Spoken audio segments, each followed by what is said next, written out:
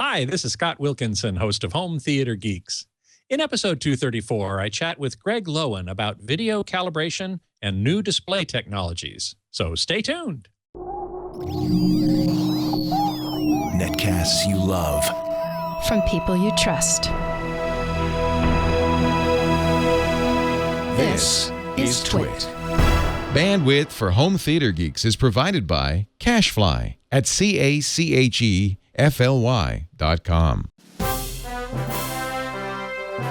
This is Home Theater Geeks with Scott Wilkinson, recorded December 4th, 2014. Episode 234, Video Calibration in the Modern Age. This episode of Home Theater Geeks is brought to you by SmartThings. SmartThings lets you control and monitor your home from anywhere in the world using your smartphone. To get started, visit smartthings.com/twit and you'll save 10% off any home security or solution kit when you use the code TWIT10 at checkout. Hey there, Scott Wilkinson here, the Home Theater Geek and editor of avsforum.com. This week's guest geek is Gregg Loewen, a master video calibrator and the lead instructor of the THX video calibration courses that you can take to become a calibrator yourself. Hey, Gregg, welcome back to the show. Hey, Scott, how are you? Good, thanks. Certainly much better circumstance than the last time you were here when you were on the road, literally using the Wi-Fi of a gas station or something while your family was, saying, come on, let's go. And you're, wait, I'm on the air. I thought that was very, very heroic of you. 95 degrees in there and two kids fighting in the back seat. It was a lot of fun. A lot of fun. Now you're in a much better space, and I appreciate that. Hey, listen, those who are logged into the live stream at live.twit.tv or into the chat room at irc.twit.tv can post questions for Gregg, and I will pass along as many as I can. So today I wanted to talk about, obviously, calibration. I talk about it a lot on Leo's show and elsewhere, on AVS, of course, and this is your field of expertise. So I'd like for you to start with kind of the different levels that one can, or the different actions that one can take to improve the picture quality of their TV. So somebody buys a new TV or a projector, they bring it home, they take it out of the box, they turn it on. Do you recommend people just leave it like that and watch it? Absolutely not. I mean, I knew the answer to that question before I asked it, but you're leading me. I am. Well, in certain states, there's energy efficiency requirements that require a certain amount of lack of light output to hit the energy standards. So you want to get out of those modes. You want to have a bright image that's not too hard on the eyes and an accurate image. It's going to, and of course, an accurate image is going to give you a proper, appropriate black level, which is the number one way to make an image look good. Mm-hmm. So you want to find that mode that's going to do that for you, and it's going to be a preset. A movie mode, THX mode, some cinema mode. So some displays are actually THX certified, which means they've gone through a series of, I think, over 400 tests to get that certification. But it also means that one of the picture modes that you can select is a THX mode. And you're saying that is among the most accurate of any of the modes you might choose in a TV? Oh, absolutely. Out of the box, it absolutely is. When we talk about a THX certified product, and you're saying the 400 tests, which is typical for a THX certified display to have and to pass, there's also the THX certified mode, which is going to have the presets properly set up out of the factory, or as properly as a mass-marketed, mass-produced product can have, be set up to be accurate out of the factory, from the factory, out of the box.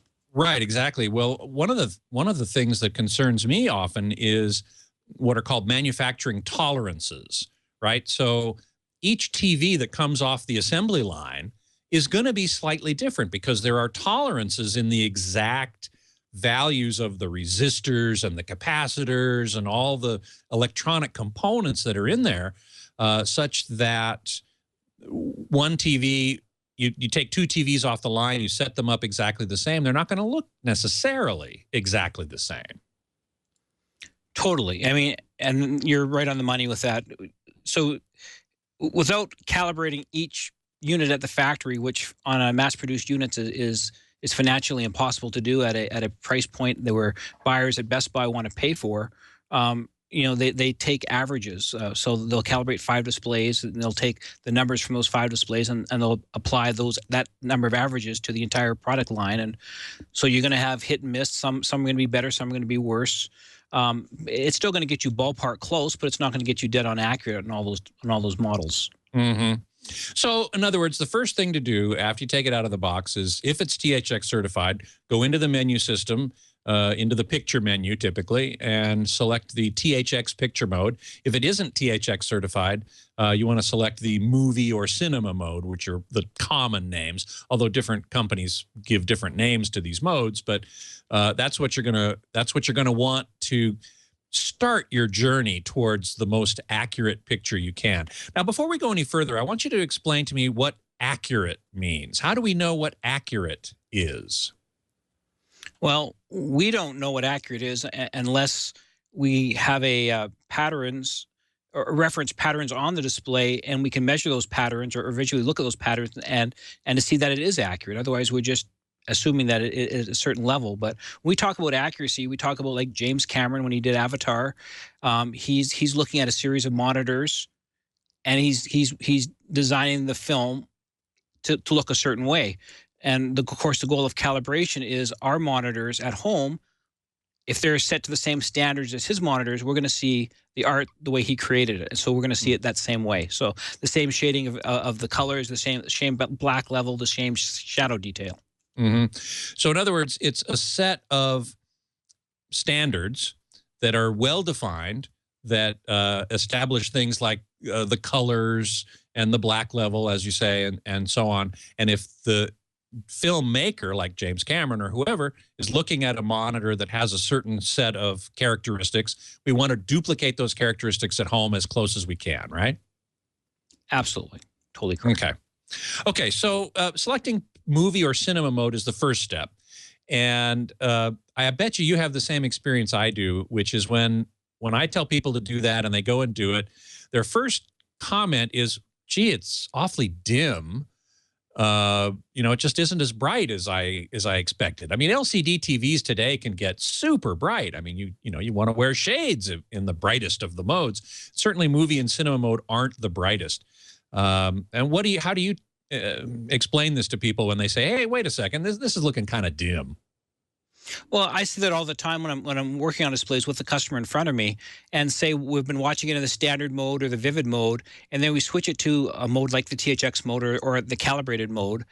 And you're right, it could have half the light output, it could have half the color saturation, but it's a more natural, realistic color saturation. So just when you get to that situation, it's like, okay, take a deep breath, look at the monitor for a while, close your eyes.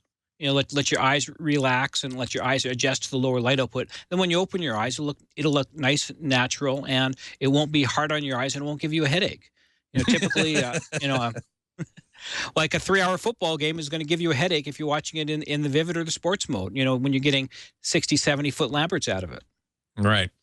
Foot Lamberts, by the way, is a measurement of how much light is coming off the screen.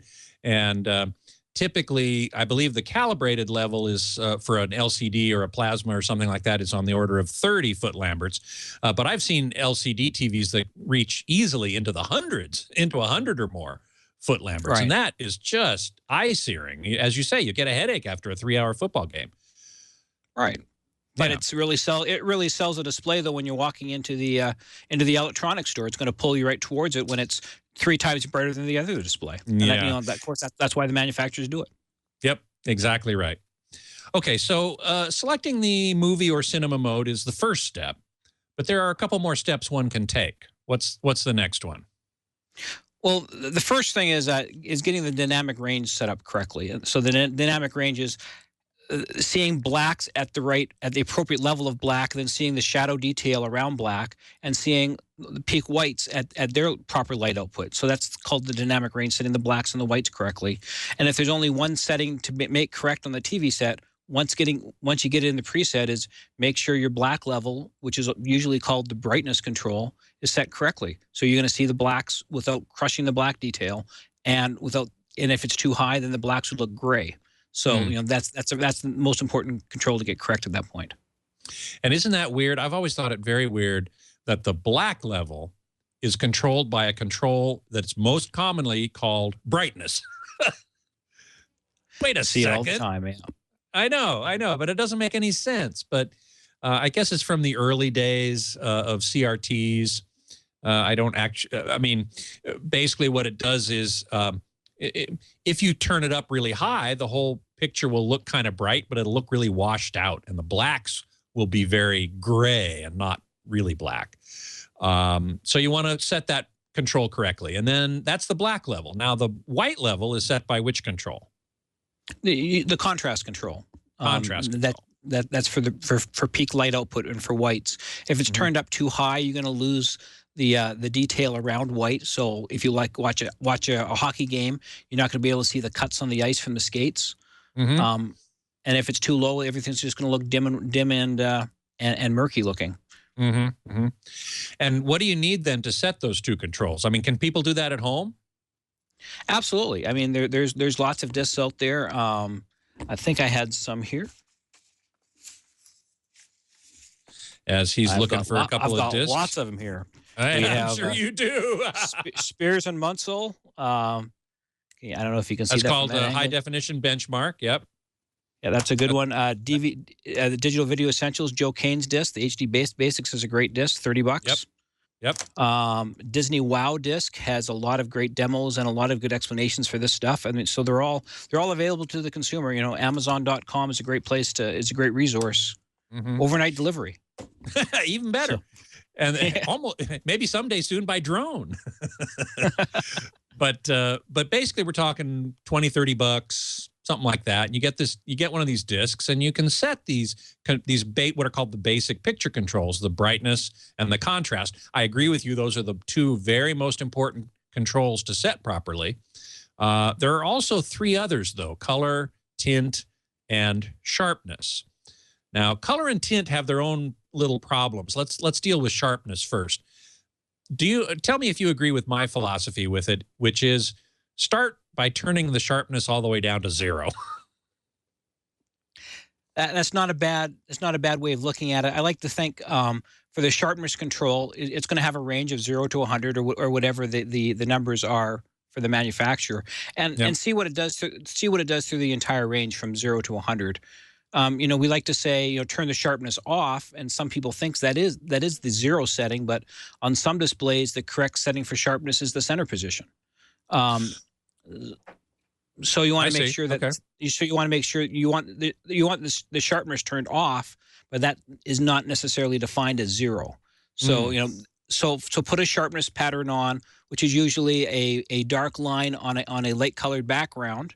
And usually it's a crosshair of some kind, and look for racing stripes or haloing on the sides on those edges as the sharpness gets turned up and down. You do not want to have any racing stripes, and at the same time you want that line to be nice and crisp or defined without getting blurry. That's true. I've seen at least one example of a TV where I turned the sharpness down to 0, essentially all the way to the left, and the picture got kind of soft. I wouldn't say fuzzy exactly, but soft. And I turned it back up to simply one click above 0, sharpened it right up without introducing that haloing or what we sometimes call ringing effect. So you do have to kind of look at it and look at that pattern, which is on all those discs that you can just play from your Blu-ray player, and set the sharpness. My basic philosophy is set it as low as you possibly can without compromising the crispness, the sharpness of the image. Sometimes, as I have just explained, if you set it too low, it'll soften the image and it won't look as sharp and nice as you would want it to. But you want it to look sharp without that haloing or ringing around the edges, as you described. That's right on the money. Yeah. Oh. Or another way I could say, just turn it up until the point of ringing. If you definitely see ringing, then back it off a little bit. There you go. Okay.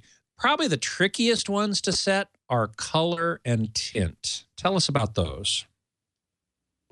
Well, you have to consider a video image as being one part black and white, one part color. Mhm. So we think about historically television was black and white medium. And then when color televisions were invented in 1953, they basically kept the same black and white signal for the old black and white TV sets, and then the color TV sets just added a color transparency that sits on top of the black and white signal. So you have to adjust the intensity of the color that sits on top of the black and white, and that's called the color control. Okay, so that's the intensity of that color information. Sometimes we call it saturation. And then there's the tint control. What does that do? Well, tint rotates the axes of the primary, secondary colors left or right.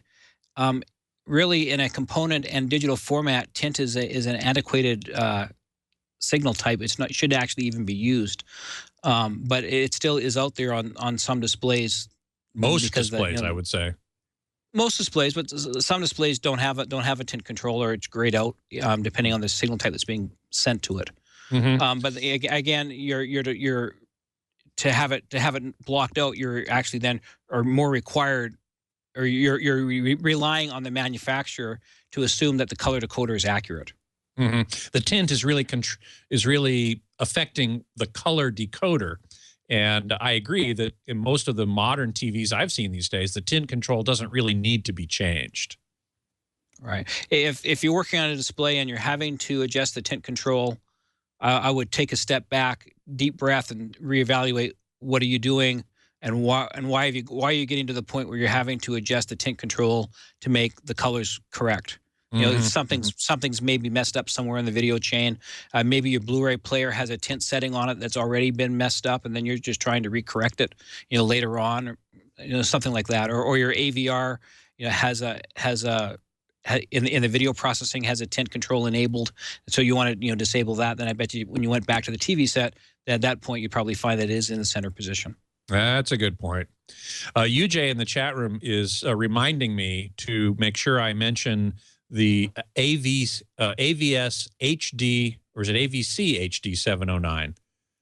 I thought it was AVS HD 709. Basically, it's a video setup program.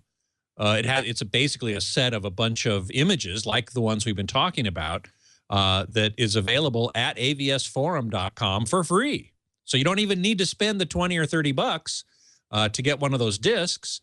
You can get this program on AVS Forum that will do it as well. It has all these same kinds of programs, of images anyway. Okay, and the other question that W8SS Joe is asking here is about the interaction between some of these controls. He's talking about sharpness and contrast. I don't know that there's much interaction between those two, but I do know that there's interaction between contrast and brightness. Why don't you tell us a bit about that? Well, I think just historically, there was in the world of CRT, there was an interaction between contrast and sharpness. Not the case anymore in a digital world. So that's kind of, off to the side now. But when we talk about brightness and contrast, they are interactive. As you turn the brightness or the black level up, your whites are going to get more blown out, and you are going to clip whites more. And as you turn the contrast down, your blacks are going to appear more crushed. So you definitely want the calibration process to be iterative in nature. You want to set the black level, then set the white level, then set the black level and white level a couple times, and just making sure their interaction is negated, and you have a full dynamic range without crushing the blacks or clipping whites. Clipping whites. Java Man is reminding me it's AVS HD 709. So if you look for that, and it's actually some spaces in there too, AVS space HD space 709. You search for that on AVS, you will find it. You can download it. You can burn it to a disk if you want. It's HD. It's high definition content, but you can burn it on a DVD-R. Basically, it's not that long. DVD-R is just a data bucket, and you can burn it onto the DVD. It just can't hold as much as a Blu-ray, but it doesn't need to, because there isn't, this is a relatively small program. compared to a movie or something like that. Now, well, that was a great. Sorry, go ahead. Scott. Scott, that's a great point that you made and that your viewers made. I hear the question all the time: what disc do I get? Yeah. And it's like, well, if you're just setting the brightness, contrast, color, tint, looking at sharpness, any of those discs is going to work. You don't have to spend 30, 40, 50 bucks. And hey, a free solution is the best solution. You know, in that case, I think. I mean, you're not spending any money, and unless you're using instrumentation and looking at a whole lot more of the evaluative tools, which you really probably aren't doing anyway, or 99.5% of the people that are using the disc aren't, save your money. Right. Yeah, exactly so. eSoul is saying, does DVD video disc and Blu-ray video disc, are they the same format? No, they're not. But in the end, they're both basically just buckets for bits, if you will. The Blu-ray disc is just a lot bigger, is a bigger bucket. But they can both hold the same bits, just that the DVD video won't hold as many of them by a long shot. Okay, so we've gone through now setting the 5 basic picture controls, and that's the next step that people can take. And how far will that get you, Greg, towards the absolute best that a TV can look? It's how far can it get you towards the most accurate it can look? I'll put it that way. Well, I think you're definitely we're definitely on the right track towards image accuracy, you know, 70, 80%, something, you know, some arbitrary numbers is putting up, you know, towards a higher level of image fidelity. But, you know, even though we don't even talk about color management, which I know we're getting into, we haven't really talked about like the environment, you know. Good point. If you're watching in a purple room, when you look at the purple wall to the side and then you look at the television set, your television is going to look purple deficient or magenta deficient. So you got to have to, you know, you want to make sure you're in a neutral surrounded room. Lights are dim. Any light in the room is neutral gray in nature, and not stressful to the eyes. And that's going to dramatically improve your viewing enjoyment and what you feel to be as, you know, as an accurate image. So I agree with you 100%. I've had a number of people on the show talk about the same thing. The image environment is just as important as setting these controls on your TV. If you're in a purple room, as you say, even worse if you're in a white room, which is especially bad for projectors, but even for TVs, you want a pretty dark room if you can. Now, some people can't. You know, some people say, well, I've got my TV in my living room or in my family room, and it's just going to be that way. And there's going to be light in the room, ambient light coming from windows during the day, or the lights have to be on for the kids to play in the corner, or grandma to sew in the corner, or whatever. So is there a way to overcome these problems, these limitations in some viewing environments? Not everybody can have a black hole for a theater like I have, like you probably have. No, but you know, if you're when you're trying to watch a quality product or any kind of content that you're really wanting to enjoy, get closer to the display. You know, increase your viewing angle so it takes up more of your field of view. Turn off distracting lights when you can.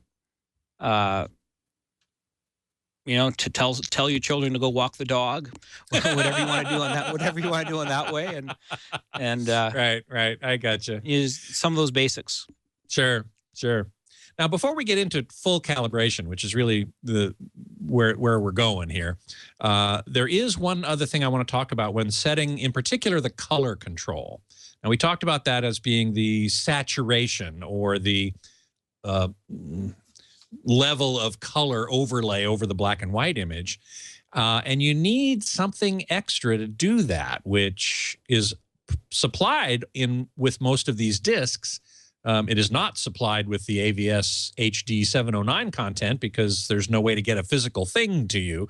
But it's a blue filter. Tell us about the blue filter, why it's important, and what are some of the limitations of it? Okay. Well, I mean, I have a variety of blue filters here that you've asked. This is the THX filter. The Joe Kane filters has red, blue, green. Oh, it's got all three Disney, of them. Okay. The Disney Wow. I mean, you can put it right up here and, and put it right up against the camera there, and you can see that it's a blue filter. Whoa, very good. there we go. Very good. Very good. Sorry. So you need this blue filter. How do you use it? Well, you would hold the blue filter. You would put the appropriate test pattern on the screen, and I know we have some patterns. If you want to put slide 2 up, that's an example. Okay, let's find slide number 2. Sorry, it's not quite in order there, folks, but my engineering team here, hopefully they will be able to find that. There it is, called the SMPTE color bars. So looking at a SMPTE color bar, you would look through the blue filters, and basically what the blue filter does is the blue filter eliminates the red and the green from getting through on the white bar. So you'll see the blue part of the white signal and then the blue part of the color signal on the two extreme edges of that pattern. And when the two intensities match up, you'll have the color set correctly. Mm-hmm. But I've come to believe, and I've been told many times, that these blue filters don't necessarily give you the correct result. It depends in part on the display technology, like LCD versus plasma versus OLED. Right. I mean, the filter technologies were based on the colors of the primary, the red, green, and blue, matching the primaries of CRT or phosphor-based technology.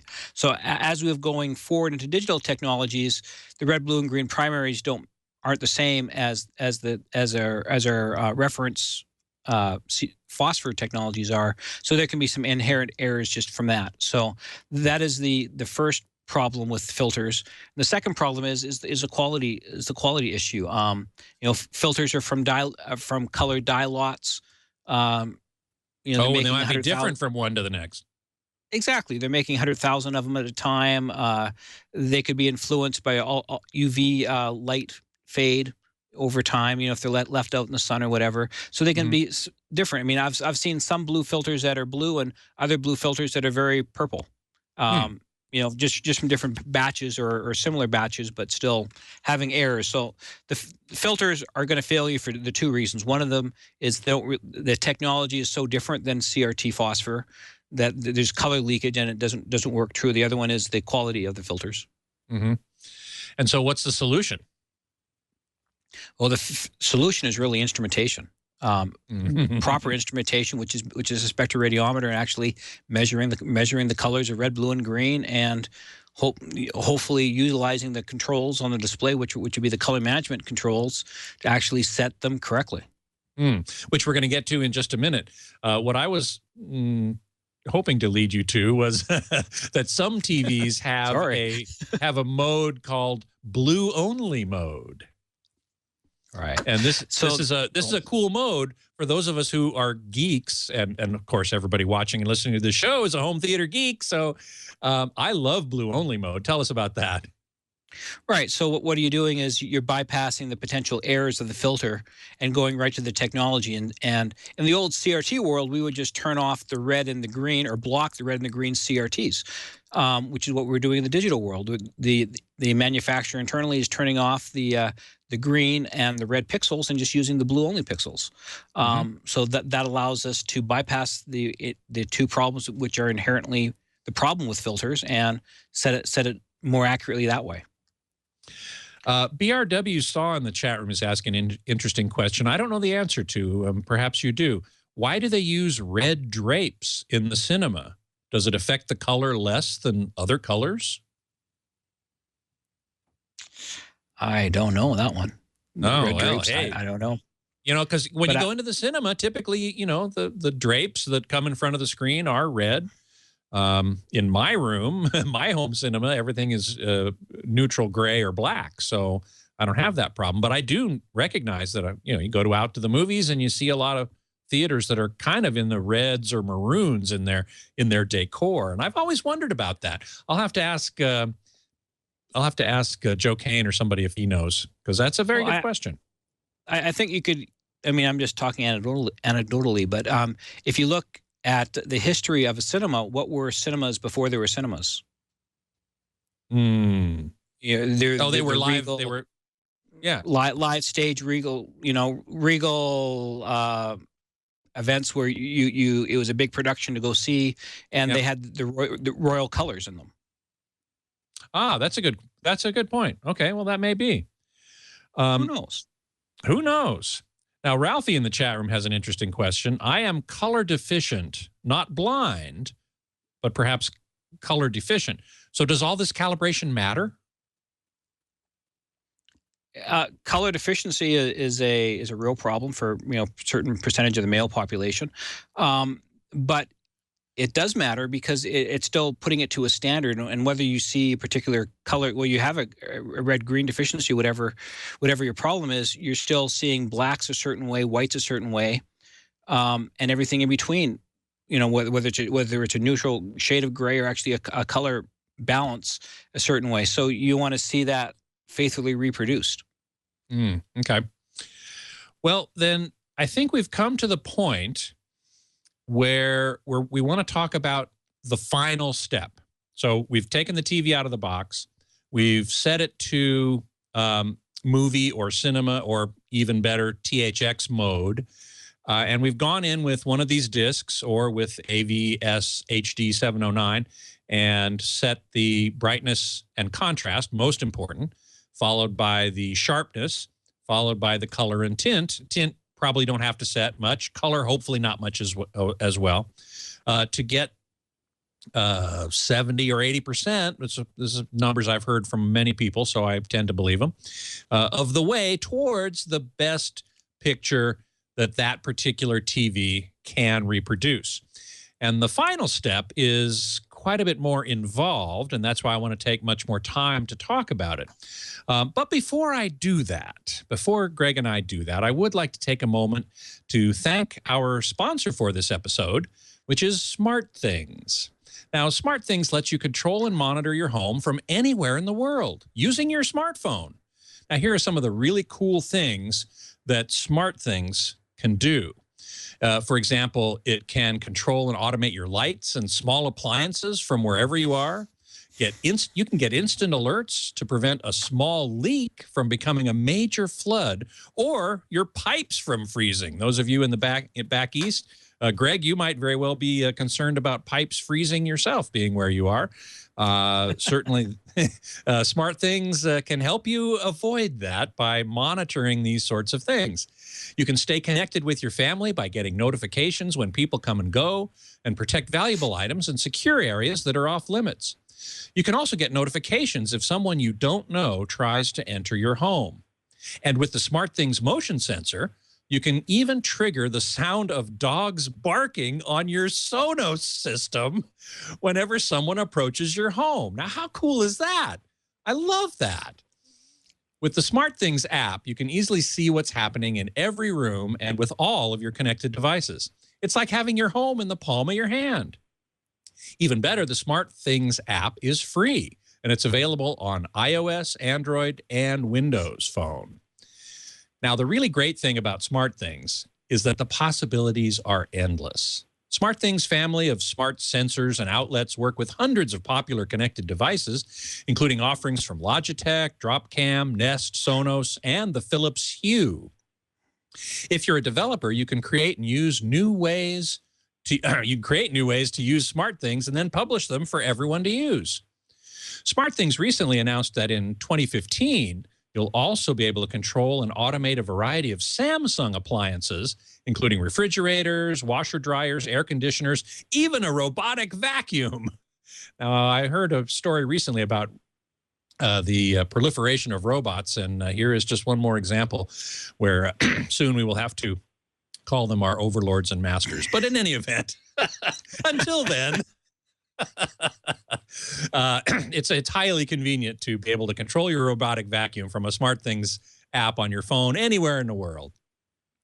To get started creating your smart home, visit smartthings.com/twit, and you'll save 10% off any home security or solution kit by entering the code TWIT10 at checkout.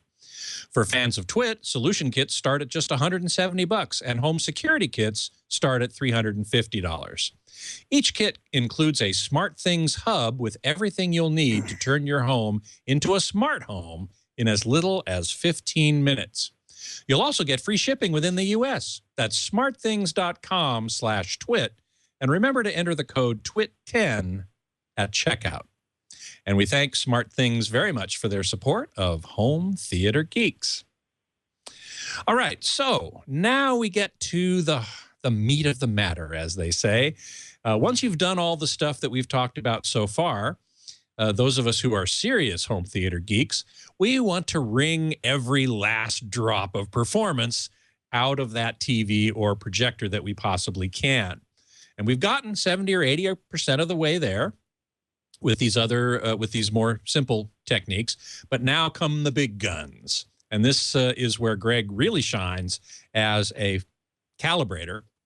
So, Gregg, tell us a little bit about the calibration process. You mentioned earlier instrumentation, for example. What kind of instrumentation are you talking about here?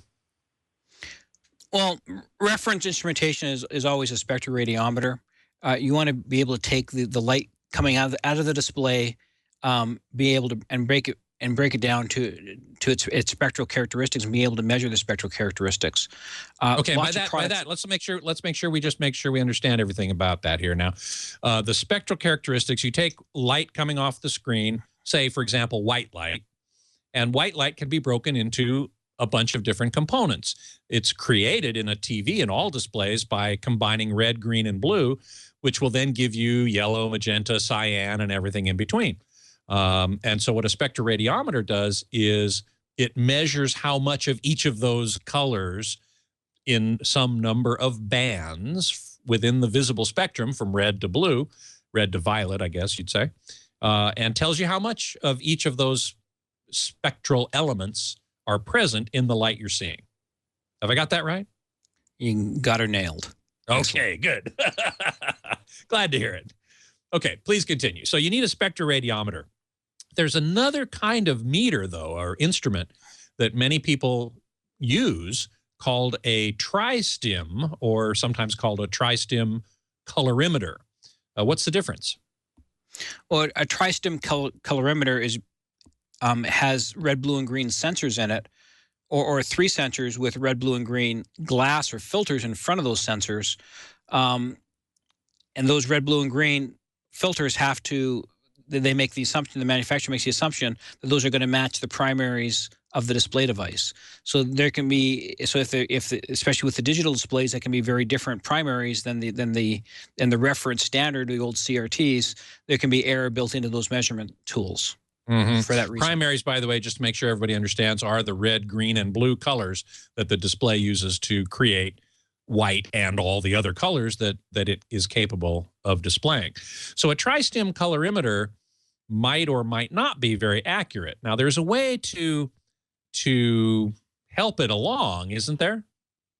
Right. I mean, we can measure the spectroradiometer, or we can measure the device with a spectroradiometer, and then we can measure it with the tri-stimulus device, and we can use software, or the manufacturer can measure the difference in the two sets of measurements and create offsets and apply those offsets onto calibration tables built into the device. So when you load up a specific piece of software with a tri-stimulus device, you can say, am I going to be measuring as plasma or an LED panel now? Then it can pull that specific offset off the EEPROM on that device and give you a higher level of accuracy. Well, then, so a tri-stim is possible to use, but I believe, if I'm not mistaken, that if you want to become a THX certified calibrator, you really need to use a spectroradiometer.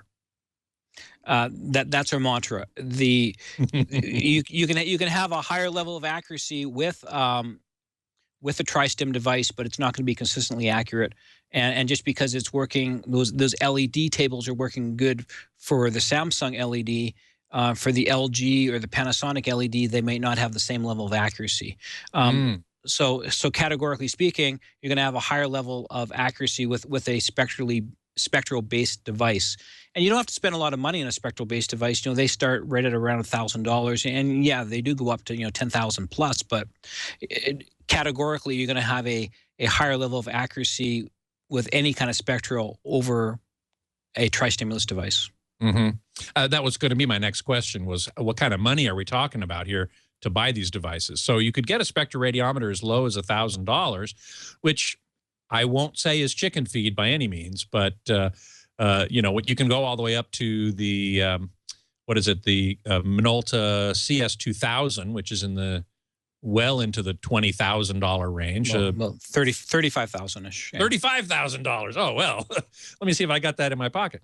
And the photo research color spectroradiometers are certainly in the $15,000, $20,000, $25,000 range, I think, something like that. Photo research and Minolta, they have a full range of products.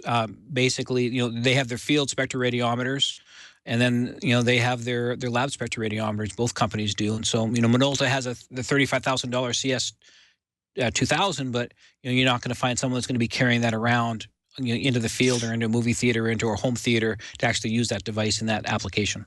Yeah, no, you're right. I know several companies who have them, but they keep them under tight lock and key in their labs. Right. Okay, so you need a spectroradiometer, ideally. And what about, I think you need a computer with some software as well, right? Right. I mean, there's a variety of programs out there. Calman, ChromaPure, HCFR is a free program that's quite robust. Not a lot of support. It's a web development program, so you can have help off the internet, but you're not going to have a paid technical support people to help you with that product. You know, so maybe not the best solution if you're being a paid professional going into someone's home or some environment to actually do this for a living. Now that brings up the next point, which is, you know, plenty of us home theater geeks are inherently interested in calibrating our own TVs and maybe those of our family and friends, but you know, that's going to require some investment in money for a good meter and possibly for the software as well.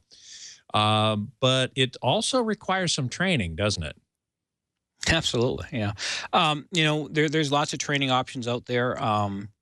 You know, I teach the THX class. It's a great 3-day program. Our mantra is hands-on. You're not going to learn how to do this unless you're actually grabbing the remote control and grabbing the laptops and the software and making all this work and seeing how the TV sets actually react. So we like to say, when you're done our 3-day training program, you'll have the confidence to work on a basic a JVC, an Epson, Samsung, LG, or Panasonic display, and with a high level of confidence and actually know what you're doing after the 3 days of training. I also like the THX training quite a bit because you require for THX certification, calibrator certification, for people to do, I think, 10 calibrations. You do a couple in the class, but then you say, okay, now go out in the field and do 8 more. We want to see 10 calibrations before we claim that you're a certified calibrator for THX. Yeah, most people in the class now are usually doing around 4 full calibrations. Okay. You know, and then they get other experiences in the class. But then at the same time in the class, I say, don't focus on getting 10 displays accurate. Focus on learning the techniques on 10 different display types. You know, because at a certain point you're just grinding numbers and you're really learning what you need to learn in that 3-day period of time. So I tell people, don't focus on getting those displays in the class. Focus on the learning experience in the classroom. And then when you get out of the classroom, go home and, you know, work on your living room set, work on your neighbor's set, and get the rest of those 10 calibrations out of the way. At THX, we want to have 10 calibrations on file, showing that you know that you're competent. And that you can deal with different manufacturers, all of which have slightly different user interfaces in their TVs. So what you know, going into the menu structure is different from Panasonic to Samsung to Sony and so on. And you want people to demonstrate that they have experience with those, as well as different types of displays. Now, these days, of course, we have LED, LCD TVs are by far the most common. Plasmas are on their way out, unfortunately. I think they're the better display technology, but they're on their way out. That's the way it is. You got projectors with different kinds of light sources. And now we have flat panels that use OLED or OLED, organic light emitting diodes. And some LED TVs are using quantum dot technology to produce the red and green light using blue LEDs. What are these new technologies doing to the calibration process? Is there something we need to be aware of when calibrating these new types of displays? Well, basically, the things we have to be aware of is start off with your basics we talked about earlier in the program: the brightness, contrast, color, tint, sharpness, the basic settings, and work from there. It doesn't matter the technology; they're all going to have a black level setting. They're all going to have a peak light output, and get those nailed, and then work towards the finer points and the higher level points as you learn the panel. We talk theoretically about, okay, OLED, or what kind of RGB, what kind of spectral response that going to have, and how are we going to measure that, or what are the limitations of our measurement devices? Are they going to measure those accurately? And that's all kind of a theoretical thing right now. If you have a spectral based device, I'm not seeing one measuring more accurate than the other. So I'm calibrating OLED. I'm calibrating it the same way I've calibrated every other display, and I'm getting good results. Mm-hmm. With a tri-stimulus, though, device, you could run into problems unless you profiled it or recorded the offsets with a spectroradiometer anyway. Exactly, and of course that's one of the limitations we have, or one of the inherent problems of spectral-based devices is they're slower.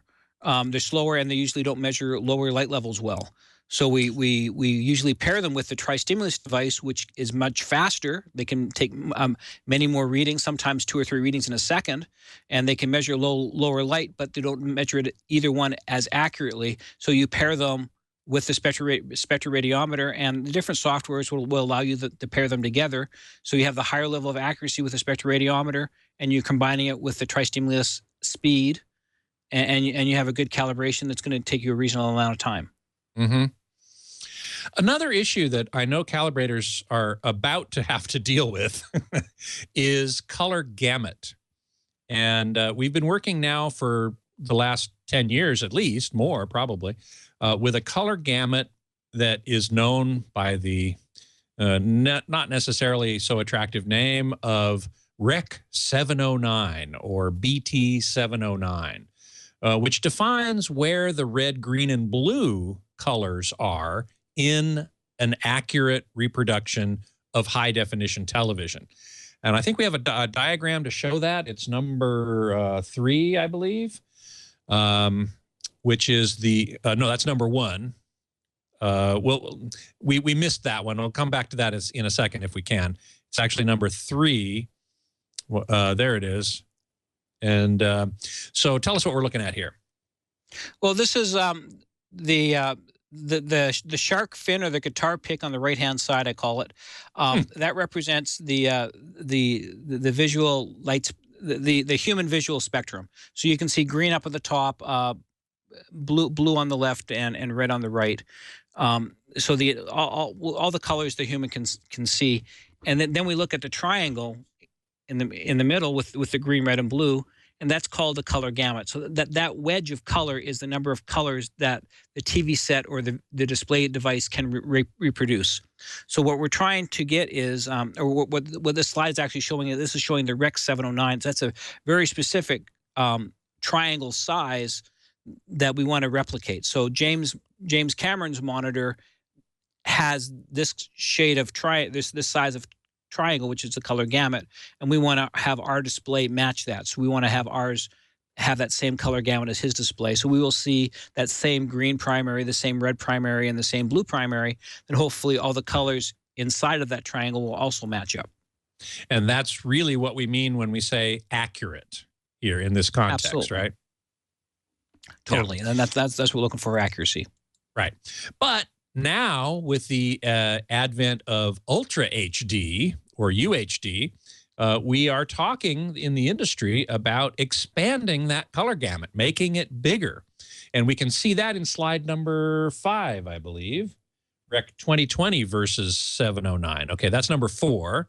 There's number 5. If we zoom in on the fingernail or guitar pick, as you call it, we will see these 2 triangles within this horseshoe shape. I sometimes call it a horseshoe shape, but I think guitar pick is better. It's called the CIE color chart is what it's really called, but that's the official name. Yeah, okay. There you go. So tell us what we're looking at here. Well, we're seeing the same guitar pick shark fin, and then we see the yellow triangle is actually Rec 709, and we can see the Rec 2020 color space, which is much larger than the Rec 709 color space. Now, when we say Ultra HD TV Rec 2020, now we don't have the ability to actually hit that size of color, that much color gamut, or that size of color space right now. Isn't that weird? Isn't that weird? This is the goal of Rec 2020 and UHD, but there is no display currently on the market that can reproduce that. Right. Now, I did hear that at CEDIA there was, I think it was Projector Designs had one display, one projector. I never got to see it, so but it's still really a theoretical thing we want to get to, and that's the whole thing for Rec 2020. It's for we want to be there in the year 2020.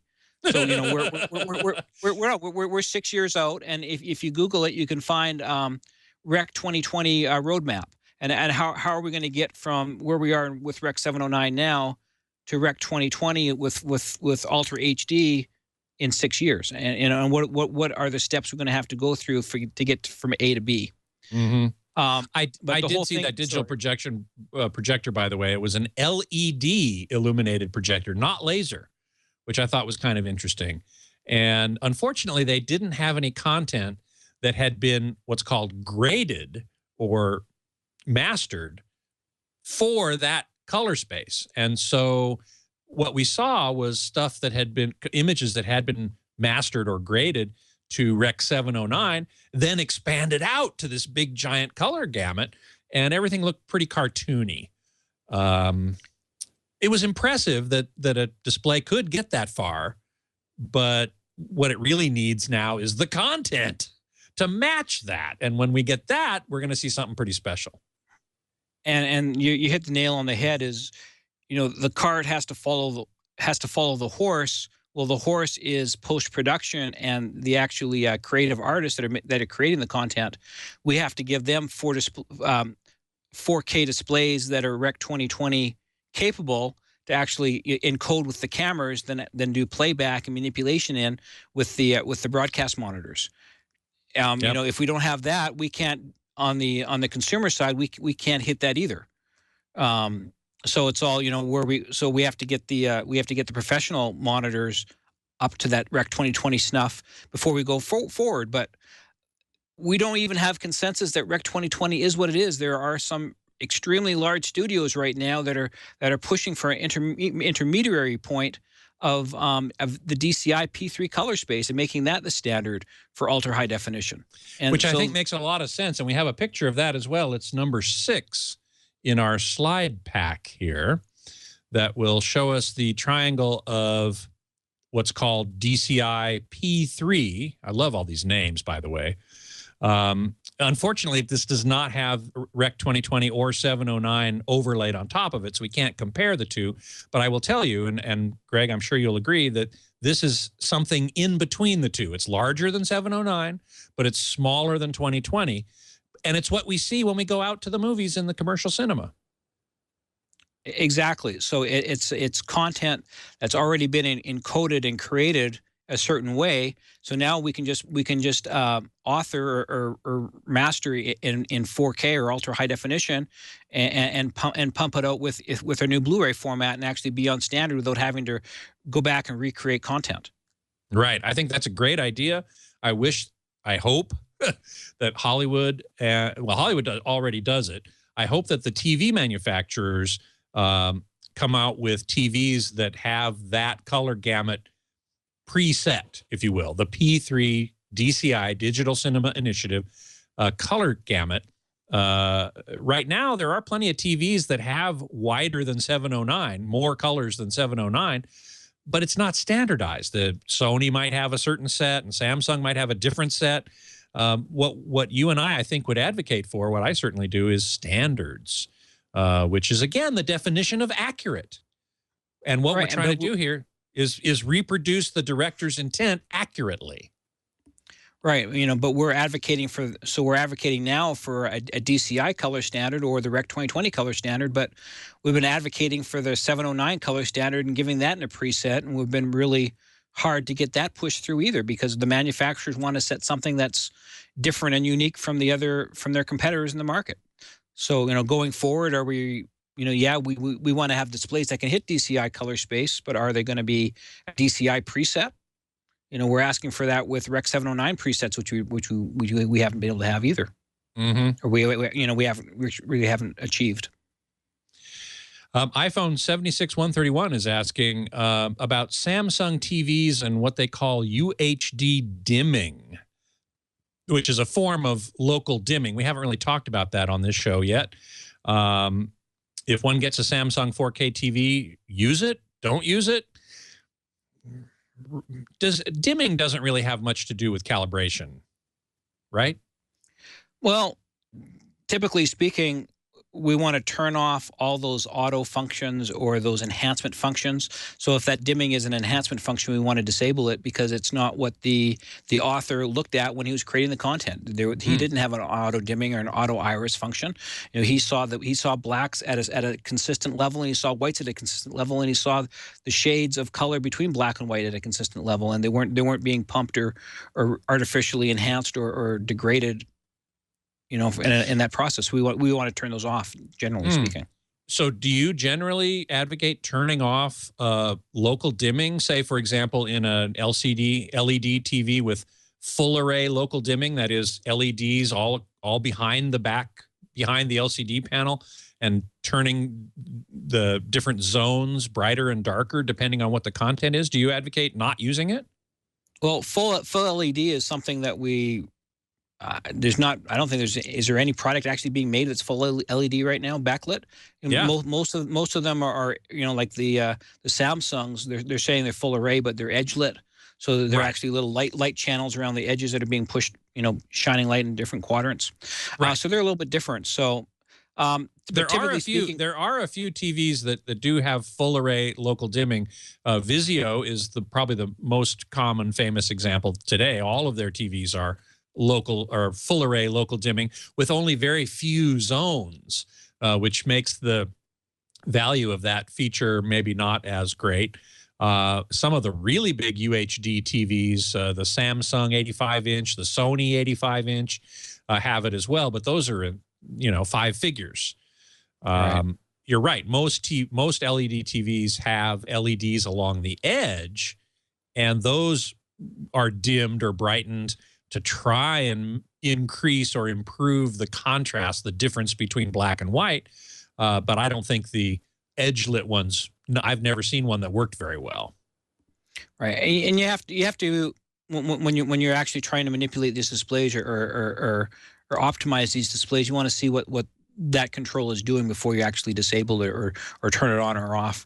Some good examples are if you're measuring red, blue, and green primaries. If you're measuring a square inside the display, does that square measure the same as when it's full field? And then that if a 7 or a 20, 15 or 20% box inside the middle of the display has a certain characteristic which is different when it goes full screen, then that localized dimming is actually trying to bump the contrast or adjust the colors. So typically speaking, we like to turn those settings off when we do the calibration, and then turn it off and see what the effects are when it's on. If we can get a little bump in contrast, a little bit of better perceived black levels, okay, leave it on. Or or some displays, like the display I have in my living room, it's a Sharp Elite display from a few years ago. It actually has an adjustable localized dimming control, low, off, low, medium, high. Low is a good setting. I usually have it on, but then I have to turn it to high to get a little bit more dynamic range, a little more pop during my daytime. Mm-hmm, mm-hmm. Yeah, that was another example of a TV that had full array local dimming, and it's beautiful TV, but man, oh man, was it expensive. Exactly.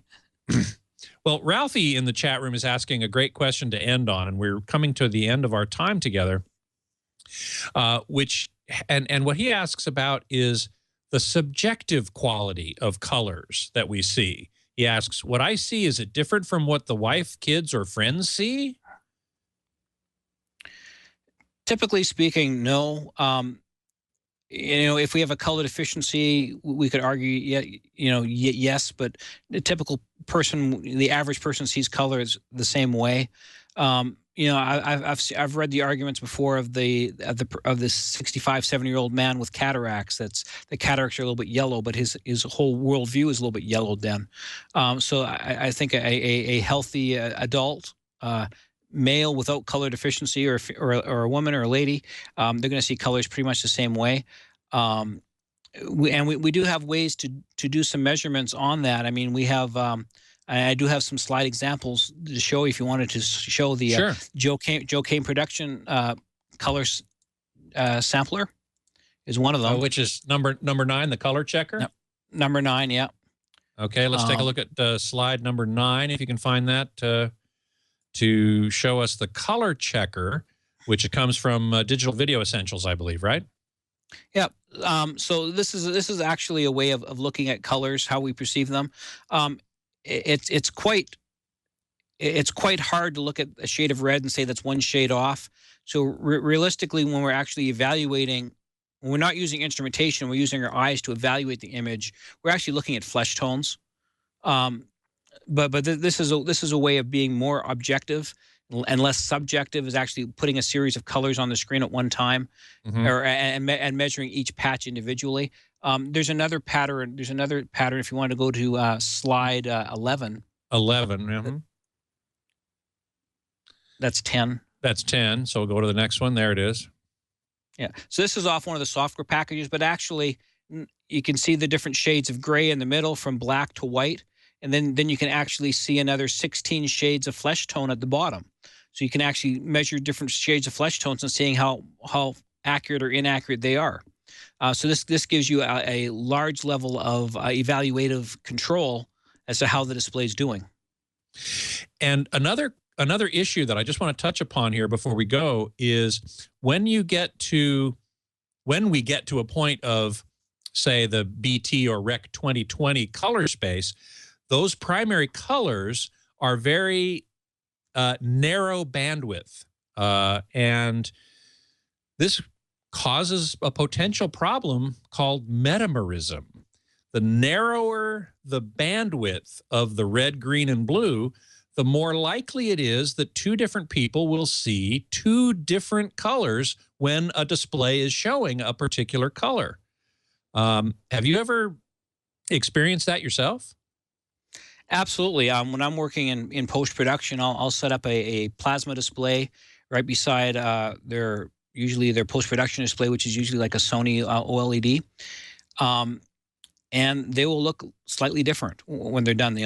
Different technologies, based on what we're just talking about, can have a slightly different look to them. But the biggest thing is when you're looking at them differently is when you set the black level correctly, which is the number one control to make a display look good or accurate, and you set the peak light output the same, and everything else pretty much falls in line. And you could argue that, okay, one look has a little bit of a different shading of red or something, So yes, you see it, but there's so many things that you can do it's not a hindrance, because there's so many other things you can do to make a display look good or look better and more consistent. So, okay, the one color isn't absolutely exactly the same, but everything else on the two displays are so much closer to what they were than before you got there that it's still definitely worthwhile to do. Mm-hmm. Mm-hmm. Well, unfortunately, we're out of time, and I'm sorry to say that because we haven't even gotten into color management systems, which is a whole nother can of worms. Maybe you'll come back another time and help us understand that, will you? I'd love to. Good, good. Meanwhile, tell us about the next THX video calibrator classes for those who might be interested in actually digging into this stuff, getting their hands dirty. Excellent. Hey, thanks for the opportunity on that one, Scott. We're doing a class in Las Vegas right after CES. It's on January 10th, 11th, and 12th. So it's in Las Vegas. It's, you know, a 3-day class. It's all hands-on. It's pretty much 3 days of immersion in video science and video standards. Mm-hmm. So that's in Las Vegas, and then internationally we have the class with the ISE show in Amsterdam, and that's in mid-February. There we go. So Lion, well, that's the Lion AV site. But if you go to thxvideotech.com, that's the actual site that talks about the training classes. Okay, so that's certainly one thing I wanted to make sure everybody got was the website to go to for more information about THX training. It's thxvideotech.com. And I know I've taken that class. I value it greatly. It has helped me in my efforts to get the best possible picture quality out of every display I can possibly apply it to. So I thank you for that. You were my teacher, and a fine teacher you were as well. Thank you for that. Oh, you're quite welcome. So that's it. We've come to the end of a fabulous show. One more great conversation. Gregg Loewen, thanks so much, and I will see you in Vegas. Awesome. Looking forward to seeing you again, Scott. You bet. So again, as I said, you can read more about THX training at thxvideotech.com. You can find me at avsforum.com. You can email me at scott@twit.tv. And you can follow me on Twitter at htgeekscott and also at avsforum. You can always find previous episodes of Home Theater Geeks right here on twit.tv/htg and on our YouTube channel at youtube.com/twit Home Theater Geeks. Next week, my guest geek is scheduled to be Richard Einhorn, a former guest of the show. We were talking about hearing protection and hearing loss then, but this time we're going to talk about one of his musical pieces. He's a composer, and he wrote an oratorio called Voices of Light to accompany a long-lost and recently rediscovered silent film called The Passion of Joan of Arc. And the story of how that movie was lost and found and restored, and the story of how Richard came to write music to be played live while the film is projected is quite fascinating. Really an amazing story. So I do hope you will join me for that. Until then, geek out.